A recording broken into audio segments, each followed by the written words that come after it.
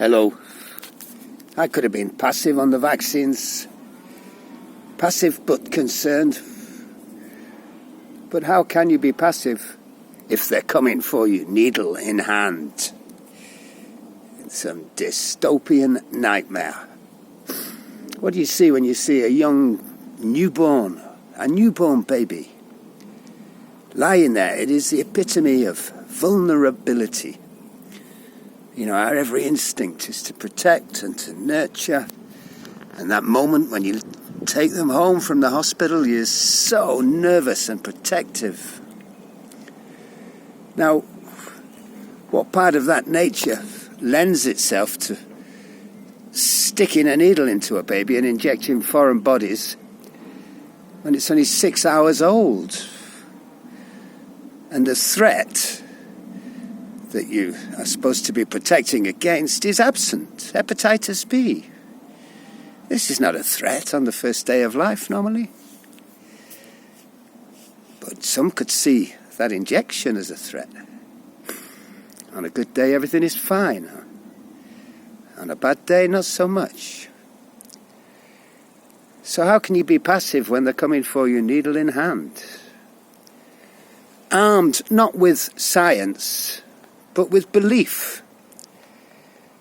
You believe the vaccines are the most wonderful thing, to the point that all vaccines must be accepted.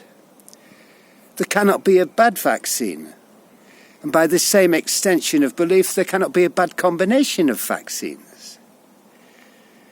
But quite clearly, the evidence is out there to show that there's all kinds of worries from vaccines.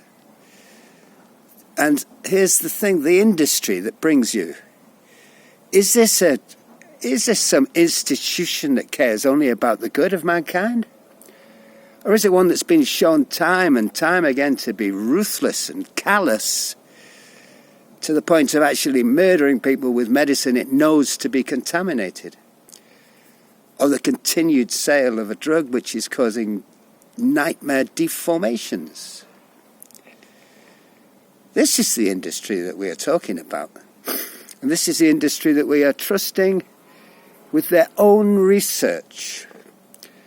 And which brings you to the CDC and the FDA, and you have to immediately conclude with very little, you don't need to take long to know that they are not fit for purpose. Their every decision is based on profit for shareholders. It is not based on the good of mankind. And there are many, many, many things to worry about, apart from measles. As Dr. Graham Downey would point out, the candida that cannot be cured by any antibiotic, this is a great worry, an equal worry. We could equally choose something else to worry about at all. But no, we must worry about the vaccine. Needle in hand, they come across the land where George Orwell met Aldous Huxley. Yes. And the people that are bringing this to you, they're not scientists, they're lawmakers. Show me the science. Let's have the debate.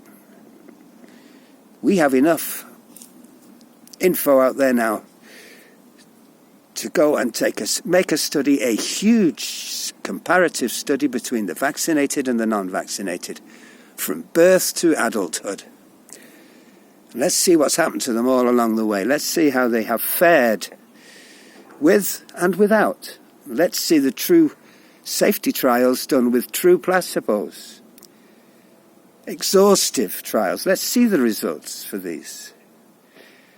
I'm not asking for anything apart from open debate. And let's look at the science of it.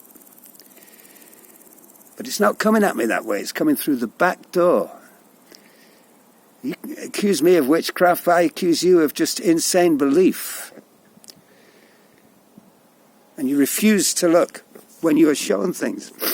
You refuse to listen to the parents who saw something radical happen to their children. Life-changing at times. descent into hell for some. Endless fatigue, endless demands, and always the knowledge of a young life ruined. I don't need to invent the warnings. The people that make it are obliged to supply the warnings. The list is long and horrendous. And we also know it's extremely difficult because the general attitude is there. People will not believe in vaccine injuries, so it's very difficult to even report one. And a Yale study showed between 1 and 10% only are reported, between 1 and 10%. So whatever figures we're looking at are at least 10 times worse, if not 100. And you reach, what is best? Is it it's surely best to continue with the natural immunity that we've been growing ever since we've lived here, acquiring, evolving into,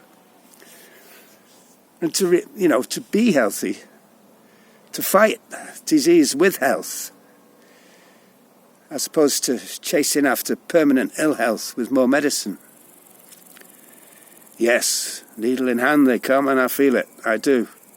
So I'm obliged to speak out, because I believe in the science of it. Let's have the science of it, please.